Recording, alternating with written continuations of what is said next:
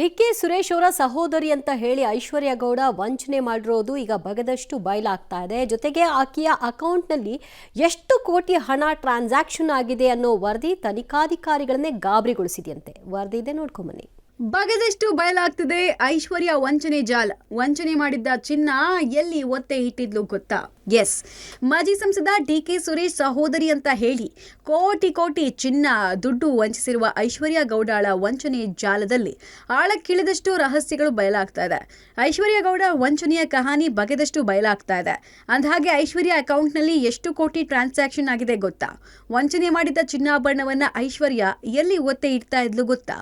ಐಶ್ವರ್ಯ ಗೌಡಳ investigation ವೇಳೆ ಸ್ಫೋಟಕ ಮಾಹಿತಿಗಳು ಹೊರಬಂದಿದೆ. ಐಶು ಖಾತೆಯಿಂದ 69 ಕೋಟಿ ಹಣದ ವ್ಯವಹಾರ, ಹಣ ವರ್ಗಾವಣೆ ಆಗಿರುವ ಅಕೌಂಟ್ ಫ್ರೀಸ್. ಎಸ್, ಐಶ್ವರ್ಯ ಗೌಡ ಅಕೌಂಟ್ನಲ್ಲಿ ಕೋಟಿ ಕೋಟಿ ವ್ಯವಹಾರ ನಡೆದಿದೆ.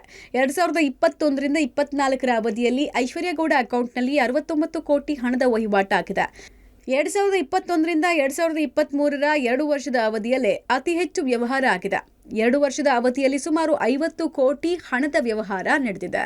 ಐಶ್ವರ್ಯ ಗೌಡ ವಂಚನೆ ಪ್ರಕರಣ ಸಂಬಂಧ ಈ ನಡುವೆ ಆಕೆಯ ಬ್ಯಾಂಕ್ ಅಕೌಂಟ್ಗಳನ್ನ ಪರಿಶೀಲನೆ ನಡೆಸಿದಂತಹ ಸಂದರ್ಭದಲ್ಲಿ ಕಳೆದ 3 ವರ್ಷಗಳಲ್ಲಿ ಬರೋಬ್ಬರಿ 69 ಕೋಟಿ ಟ್ರಾನ್ಸಾಕ್ಷನ್ ಅನ್ನ ಐಶ್ವರ್ಯ ಗೌಡ ಮಾಡಿದ್ದಾರೆ. ಇನ್ನ 21ರಿಂದ 23ರ ಅವಧಿಯಲ್ಲೇ 50 ಕೋಟಿಗೂ ಹೆಚ್ಚು ಟ್ರಾನ್ಸಾಕ್ಷನ್ ಆಗಿರೋದು ತನಿಖೆಯಲ್ಲಿ ಗೊತ್ತಾಗಿದೆ. ಹೀಗಾಗಿಯೇ ಆ ಇಡೀ ಬ್ಯಾಂಕ್ ಡೀಟೇಲ್ಸ್ ಅನ್ನ ಇದೀಗ ಪೊಲೀಸರು ತಡಕಾಡಿ ಅದನ್ನ ಪರಿಶೀಲನೆಗೆ ಒಳಪಡಿಸುವ ಕೆಲಸವನ್ನ ಮಾಡ್ತಿದ್ದಾರೆ. ಚಿನ್ನ ವಂಚನೆ ಪ್ರಕರಣ ಸಂಬಂಧ ACP Bharat and team notice ಮೇಲೆ ನೋಟಿಸ್ ಕೊಡ್ತಾ ಇದ್ದು, ತನಿಖಾಧಿಕಾರಿಗಳಿಂದ ಐಶ್ವರ್ಯ ಗೌಡಳ ಬ್ಯಾಂಕ್ ಅಕೌಂಟ್ ಡೀಟೇಲ್ಸ್ ಮಾನಿಟರಿಂಗ್ ನಡೀತಾ ಇದೆ.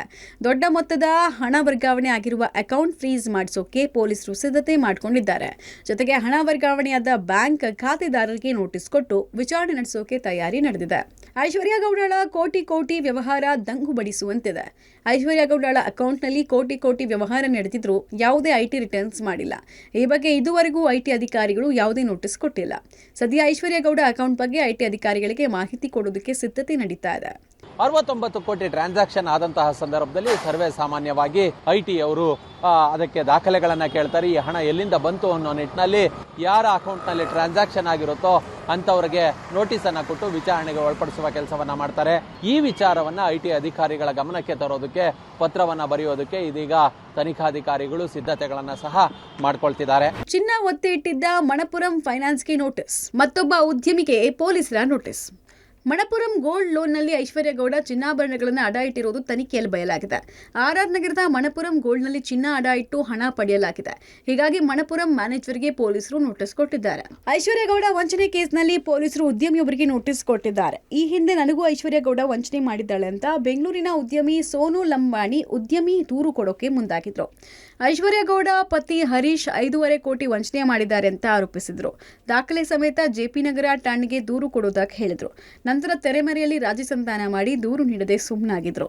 ಇದೀಗ ಸೋನು ಲಂಬಾಣಿಗೂ ನೋಟಿಸ್ ಕೊಟ್ಟಿರುವ ಪೊಲೀಸರು ವಿಚಾರಣೆಗೆ ಹಾಜರಾಗುವಂತೆ ಹೇಳಿದ್ದಾರೆ. 3 ವಂಚನೆ ಪ್ರಕರಣಗಳು ಹೊರಬಂದ ಬಳಿಕ ಕೆಲ ಡಾಕ್ಟರ್ಗಳು ಐಶ್ವರ್ಯ ಗೌಡಳಿಂದ ಆದ ವಂಚನೆಯ ಕಂಪ್ಲೇಂಟ್ ನೀಡೋಕೆ ಎಸಿಬಿ ಕಚೇರಿ ಎಡತಾಕ್ತಿದ್ದಾರೆ. ಏನೋ ಎಷ್ಟು ಕೇಸ್ಗಳಾಗುತ್ತೋ ಕಾದ್ ನೋಡಬೇಕಾಗಿದೆ. Crime bureau, public TV, Bengaluru.